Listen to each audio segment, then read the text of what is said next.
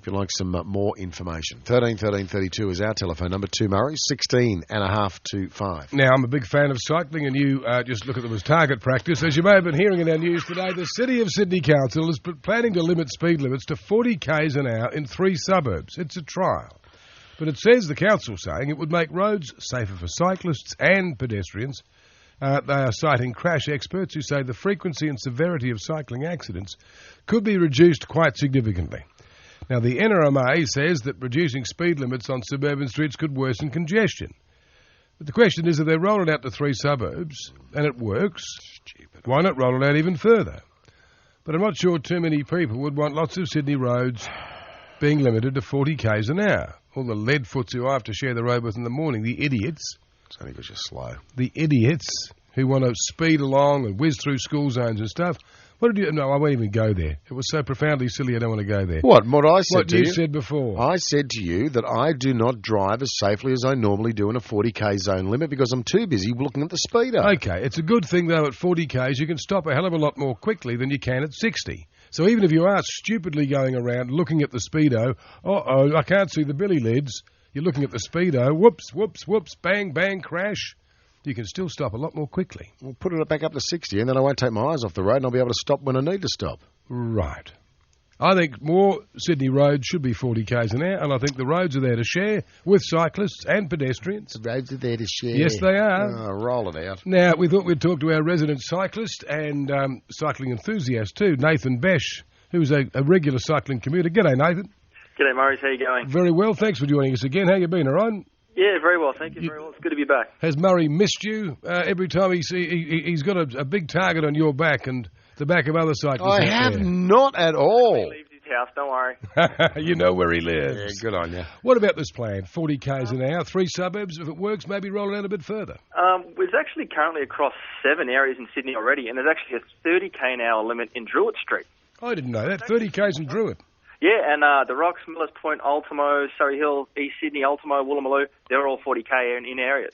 What do you think that's going to do? I mean, do you think it's going to frustrate drivers? Seriously, I mean, you're on the road, you've got a bike, and you know that the majority of drivers are frustrated by bikes on the road. Do you think this is going to frustrate them even more, and they're going to take it out on bike riders? The interesting thing, I think the Herald has completely missed this one. It's actually for pedestrians. If you look at the City of Sydney website, this whole thing is aimed at the pedestrians.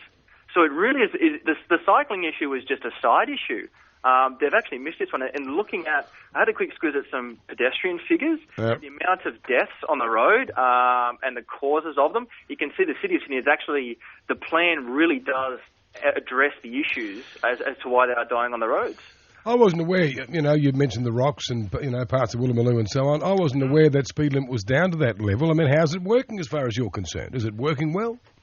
Looking at it, yeah. If you look at the fatalities, you're twice as likely to kill somebody at 50 than 40. So it really is the turning point. That small difference in speed is really the turning point between killing somebody and injuring them a lot. Twice as likely. Twice as likely, they're saying. And looking at why people are dying, most pedestrians that die on the roads are males between, I think it's 18 to 55. Would they be drunk? Bingo. 70% are above 0.05. Great. So all of a sudden it's the driver of the car's fault. Yep. Exactly. 60% are above 0.15, 25% cannabis. Well, I'm sorry. You know what? If you're drunk or you've got drugs in your system and you walk out into the middle of the highway, it's not the guy's fault behind the wheel. He's going to be traumatised for the rest of his life because he's hit and killed somebody. Exactly. And they've actually found, in terms of accidents and deaths, 76% pedestrians were actually at fault. Absolutely. But let's get back to the key point. Get back to the other story because he doesn't like that one because he'll lose that argument. Exactly. The key point is the slower you go, the more likely you are to stop and save a life. At the same time, I mean, I'm backing Mark Scaife with his speed limits. The only way you get better at anything, you train, you practice, education. We're going slower. We're doing stupid things slowly. You're not addressing that in terms of the speeds to these areas. Yeah. Best of luck trying to get through those areas above 40 k an hour at the best of times. Just quickly before we let you go, how fast do you normally travel on a bike on a road? Like if you're ducking in and out of traffic and all that stuff, how fast are you going? Depends. Southwood to the city, my average speed is about 25 k an hour. Right. Easily hit 40 or 50 k is sort of a cruising speed if there's no traffic. Okay. Listen, great to talk to you. Thanks very much, Murray. Good on you, Nathan. See you later. He's our resident cyclist. That's right. We can take the cycling temperature of the city by having a yarn to Nathan, because the plenty of people like to cycle, and it just makes sense to me. Slow us down a little bit. We don't have to rush around. So it's about pedestrians. Well, of course it is. Everyone's got to play their part. And Mate, if you are elephant's trunk, it would be a If silly. you are drunk and you're full of the wacky tobacco and you walk out in the middle of the highway, I'm sorry, it's not the driver's fault. We're not talking highways, Muzz. We're talking inner I city don't suburbs. care. It's a 60k zone. So make it 40. Oh, what? Because what? Because we want to save the lives of drunks and people that are smoking marijuana? They might walk out in front of you. You never know. Oh, I can't believe it. All of a sudden, it's our fault. Is that your fault? There's no responsibility in regards to the grog you put in your system and how many of the wacky tobacco you have, and then you decide you're going to walk out on the highway. Here we go. If you get hit by a car and you end up in a chair, too bad. If you're full of marijuana.